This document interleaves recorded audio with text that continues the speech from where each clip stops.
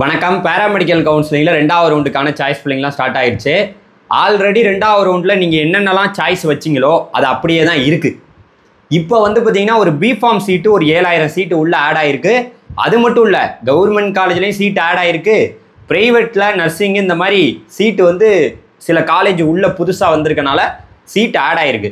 அதனால் நீங்கள் முன்னாடி 2வது ரவுண்டில் சாய்ஸ் ஃபில்லிங் பண்ணியிருந்தீங்கன்னா அதில் ஏதாவது மாற்றம் பண்ணணும், நான் முன்னாடி பிஃபார்மை வைக்கணும், பின்னாடி ஃபிசியோதெரப்பி வைக்கணும், அதுக்கு மேலே வந்து இப்படி வைக்கணும்னா எதை வேணாலும் நீங்கள் சேஞ்ச் பண்ணிக்கலாம். ஓகேவா? முன்னாடி பண்ணியிருந்தது அப்படியே தான் இருக்குது. அதில் வந்து நீங்கள் பிஃபார்மை ஆட் பண்ணணும்னா பண்ணிக்கலாம். நர்சிங் சீட்டும் உள்ளே வந்திருக்கு. அதனால் கொஞ்சம் பார்த்து மறுபடியும் போய் உள்ளே வந்து நீங்கள் ரீஆர்டர் பண்ணிக்கோங்க. சாய்ஸஸை மாற்றி மாற்றி வச்சுக்கோங்க. சேம் டைம் நான் ஒரு விஷயத்த சொல்லிக்கிறேன். இங்கே நான் போன வாட்டி 2வது ரவுண்டில் சாய்ஸே பண்ணலை அப்படின்னா கூட இன்றைக்கி வந்து சாய்ஸ் ஃபில்லிங் நீங்கள் பண்ணலாம். ஏன் சொல்கிறேன்னா, சில பேர் மறந்துருப்பீங்க. ஸோ இப்போ பண்ணலாம் கூட தாராளமாக பண்ணலாம். ஓகே. ஆனால் 125 கட் ஆஃபுக்கு மேலே உள்ளவங்களுக்கு தான் இப்போ வந்து கவுன்சிலிங் நடக்குது. என்னையை பொறுத்த வரைக்கும் உங்களுக்கு பிடிச்ச கோர்ஸை நீங்கள் எடுத்து படிக்கணும், கை நிறைய சம்பாதிக்கணுங்கிற ஒரு ஆசையோடு தான் நீங்கள் எல்லோரும் வந்திருக்கீங்க. ஆனால் நான் நினைக்கிறேன் என்னென்னா, 125 கட் ஆஃபுக்கு கீழே உள்ளவங்களுக்கு கூட இந்த வாட்டி வந்து அவங்களுக்கு பிடிச்ச கோர்ஸ் கிடைக்க போகுது ப்ரைவேட் காலேஜில். காரணம் என்னென்னா, கண்டிப்பாக வந்து பார்த்தீங்கன்னா சீட் இன்க்ரீஸ் ஆகிருக்குங்க. போன வருஷம்லாம் வெறும் 20000 சீட்டு தான். கவர்மெண்ட் காலேஜ் ப்ரைவேட்டு எல்லாமே சேர்த்து 20000 சீட் தான். இந்த வருஷம் 25000 சீட்டாக அது மாறி இருக்கு. அதனால் கட் ஆஃபில் மிகப்பெரிய ஒரு டிக்ரீஸான கட் ஆஃபை நம்ம இந்த வருஷம் எல்லாரும் பார்க்கலாம். ஓகே, சரி வாங்க, கம் டு த பாயிண்ட். நம்ம இந்த வீடியோவில் வந்து நிறைய விஷயங்களை கவர் பண்ண உங்களுக்கு சொல்ல போகிறேன். என்னென்னா, இப்போ வந்து நமக்கு ஃபீஸ் வந்து ப்ரைவேட்டுக்கு போனோம்னா அதிகமாகுது. அதிகம்னா என்ன? 1.5 லட்சம் இப்படியெல்லாம் கேட்குறாங்க. இந்த ரவுண்டோட எல்லாம் அப்படியே தெறிக்க ஓட போகிறோம். எங்கே ஓட போகிறோம்? காலேஜுக்கு போயிட்டு, ஐயோ என்ன சார் 1.5 லட்சம் கேட்குறாங்க சார் ப்ரைவேட் காலேஜில், இதெல்லாம் யாரும் கேட்க மாட்டாங்களா? கவர்மெண்ட் கேட்க மாட்டாங்களா? இதெல்லாம் நாங்கள் என்ன சார் பண்ணுறதுன்னு கேட்பீங்க. யாரும் கேட்க மாட்டாங்க. நம்ம தான் பணம் கட்டி படிக்கணும். ஓகேவா? ஏன்னா நம்ம படிப்பு விஷயத்துக்கு வந்துட்டோம். பணம் கட்டி படித்து அதுக்கப்புறம் வேலைக்கு போய் சம்பாதிக்கணும். அதை நீங்கள் புரிஞ்சுக்கணும். இப்போ எல்லோரும் சாய்ஸ் ஃபில்லிங் வந்து முன்னாடி பண்ணி வச்சுருந்தவங்க அப்படியே அதில் ஏதாவது ஆட் பண்ணுறதுனா பண்ணிக்கலாம்.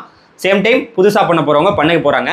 இப்போ எவ்வளோ வேக்கன்ட் சார், எவ்வளோ சீட்டு தான் டோட்டலாக இருக்குதுன்னு கேட்டிங்கன்னா, இன்றைக்கி வந்திருக்கக்கூடிய வேக்கன்சியின் அடிப்படையில் நமக்கு வந்து கவர்மெண்ட் காலேஜில் வந்து பார்த்திங்கன்னா 1055 சீட்டு வந்து பார்த்திங்கன்னா வேக்கண்ட்டாக வந்திருக்கு. இஎஸ்ஐ கேக்க நகரில் 36 சீட்டு வந்து பார்த்திங்கன்னா வேக்கண்ட்டாக வந்திருக்கு. டோட்டலாக 1091 சீட்டு வந்து பார்த்திங்கன்னா வேக்கண்ட்டாக வந்திருக்கு. இது வந்து கவர்மெண்ட்டோட நிலவரம். அப்படியே ப்ரைவேட்டுக்கு போனீங்கன்னா, ப்ரைவேட் காலேஜில் மட்டும் டோட்டலாக 16 கோர்ஸ் வந்து பார்த்திங்கன்னா இருக்குது. அதில் வந்து இப்போ நான் சொல்கிறேன், கடகடன்னு சொல்கிறேன். டோட்டலாக வந்து ப்ரைவேட் காலேஜில் 21451 சீட் இருக்குது. அதாவது பிஃபார்முக்கு வந்து பார்த்திங்கன்னா 108 காலேஜில் 7039 சீட்ஸ் இருக்குது.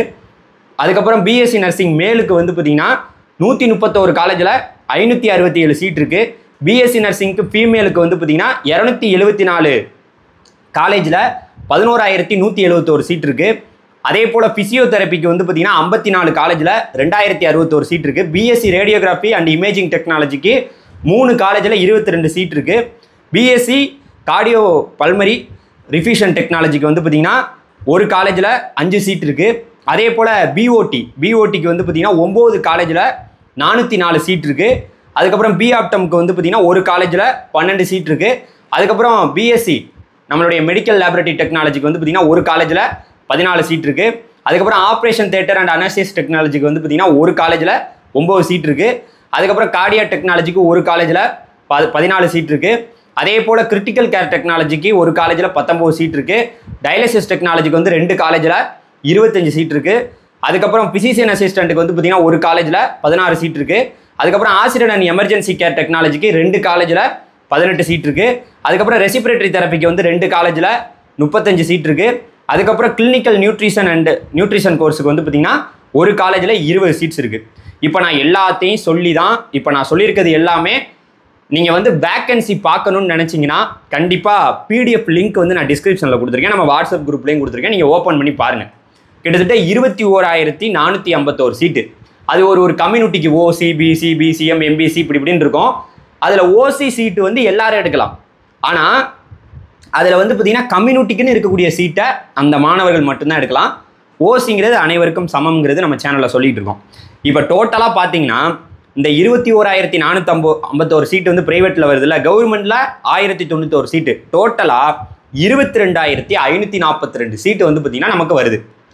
இந்த வரப்போகிற அக்டோபர் 8ஆம் தேதி இந்த 22,542 சீட்டுக்கு கண்டிப்பாக எல்லாருக்குமே சீட் அலாட் ஆகும். அப்படியே சீட் அலாட் ஆகும்.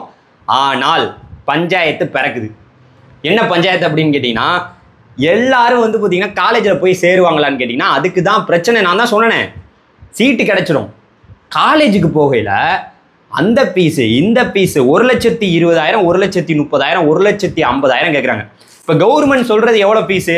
பிஃபார்முக்கு வந்து ப்ரைவேட் காலேஜில் 43,000 வாங்கணுங்கிறாங்க, பிஎஸ்சி நர்சிங்க்கு 45,000, பிபிடி ஃபிசியோதெரபிக்கு 33,000, பிஓடிக்கு 33,000 தான் வாங்கணுங்கிறாங்க. ஆனால் இதோட அப்படியே 1 லட்சம் எக்ஸ்ட்ரா வச்சுங்க. ஹாஸ்டல் இருக்குது, சாப்பாடு இருக்குது, அவங்க எப்படி காலேஜை ரன் பண்ணுறது, இந்த மாதிரியெல்லாம் சிக்கல் இருக்குது. அதனால் 1.5 லட்சத்துக்கிட்ட வரும்.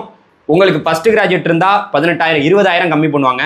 அதே போல் நீங்கள் இந்த எஸ்சி எஸ்சி எஸ்டி கன்வெர்டர் கிறிஸ்டின்லாம் இருந்தீங்கன்னா உங்களோட அக்கௌண்ட்டுக்கு 50,000 போட்டு விடுவாங்க. போனோன்னு போட மாட்டாங்க. 50,000 வந்து பார்த்தீங்கன்னா கொஞ்சம் லேட் ஆகி உங்கள் அக்கௌண்ட்டுக்கே அது வரும். நீங்கள் எடுத்து அதை நீங்கள் செலவு பண்ணிக்கலாம், என்ன வேணால் பண்ணிக்கலாம், காலேஜுக்கு வேணால் அடுத்த வருஷத்துக்கு கூட கட்டிக்கலாம். இதுதான் SC SC ST converted Christian மாணவர்களுக்கு. சேம் டைம் அதுக்கப்புறம் 6ஆவதுலேருந்து 12ஆவது வரைக்கும் அரசு பள்ளியிலே படிச்சிருந்தீங்கன்னா நம்மளுடைய ஸ்டாலின் அவர்கள் வழங்கக்கூடிய மாதம் 1000 ரூபா புதுமை பெண் திட்டம், தமிழ் புதல்வன் திட்டம் 1000 வரும். அரசு பள்ளியோ அரசு உதவி பெறும் பள்ளியோ இதெல்லாம் இருக்குது. நான் என்ன சொல்ல வரேன்னா, இந்த மாதிரி இதெல்லாம் இருக்குது. மெயினாக ஒன்று நான் சொல்லிக்கிறேன், எல்லாரும் வந்து பார்த்தீங்கன்னா 1வது ரவுண்டோட கட் ஆஃபை பார்த்தீங்க. ஓசிக்கு 184, பிசிக்கு 180.5, பிசிஎம்முக்கு 181, எம்பிசிக்கு 182.5, எஸ்சிக்கு 181, எஸ்சிஏக்கு 176.5, எஸ்டிக்கு 174.5. 1வது ரவுண்டில் கவர்மெண்ட் காலேஜில் கட் ஆஃப் குறையவே இல்லை. கடுமையான போட்டி இந்த வருஷம் இருந்துச்சு. 2வது ரவுண்ட்லேயே அந்த மாதிரியான போட்டி கவர்மெண்ட் காலேஜுக்கு இருக்க தான் செய்யும். கவர்மெண்ட் காலேஜெல்லாம் என்ன சும்மா நினச்சிங்களா? அதெல்லாம் சில பேர் வேணாம் பாச்சு அங்கெல்லாம் எங்கே போய் அதெல்லாம் பார்த்தீங்கன்னா ஐயோ என்ன அந்த அதெல்லாம் பார்த்தீங்கன்னா எனக்கு வெறுக்க வருது அப்படின்னு. வெறுக்கிறவங்க இந்த ஃபீல்டுக்கே வராதிங்க. மருத்துவங்கிறது என்ன? நீங்கள் சேவை பண்ணுறதுக்கு தான் வர்றீங்க. ஆனால் எனக்கு வந்து கவர்மெண்ட்டே வேணாம், நான் ப்ரைவேட் தான்.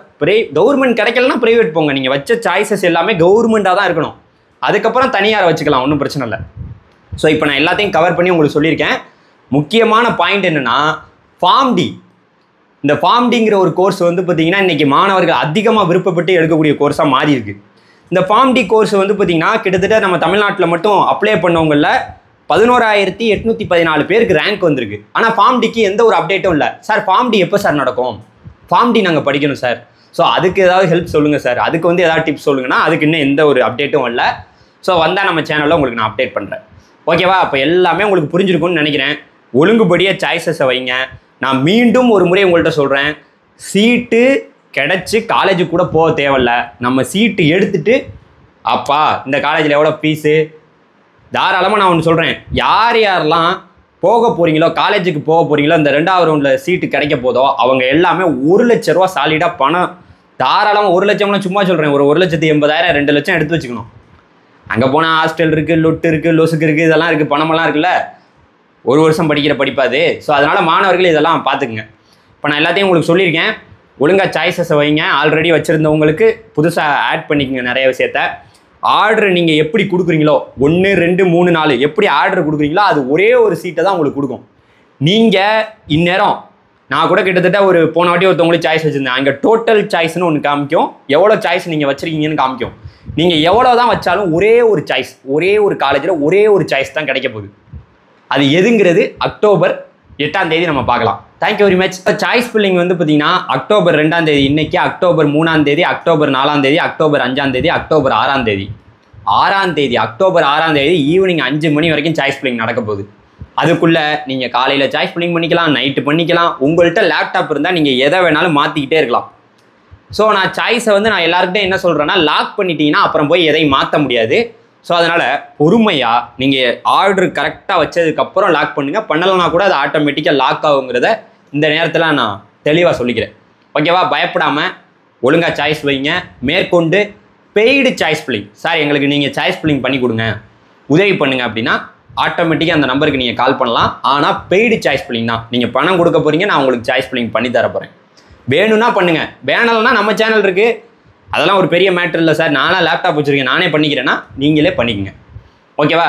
எதுவும் தெரியாத நபர்களுக்கு, ஏன்னா கிராமப்புறத்தில் நிறைய பேர் இருக்காங்க, அந்த கிராமப்புற மாணவர்கள் அவங்களுக்கு ஒன்றுமே தெரியாது, எங்கேயோ ஒரு கம்ப்யூட்டர் சென்டர் போயிருப்பாங்க, ஒரு 10 சாய்ஸை போட்டிருப்பாங்க, ஒரு 5 சாய்ஸ் போட்டிருப்பாங்க, சும்மா போட்டு வச்சுட்டு சார் ரிசல்ட்டுக்கு நான் அக்டோபர் 8ஆம் தேதி பார்த்தேன் சார், என்ன சார் சீட்டே கிடைக்க மாட்டேங்குது, எனக்கு சார் சீட்டே கிடைக்கல சார், அழுதா யாரும் ஒன்றும் பண்ண முடியாது. அடுத்த ரவுண்டு இருக்குது, இருந்தாலும் இந்த ரவுண்டுலேயே மிகப்பெரிய டாப் லெவல் காலேஜ் எல்லாமே வேகமாகவே சீட்டு ஃபில் ஆயிருங்கிறத சொல்லிக்கிறேன். தேங்க்யூ, பாய்.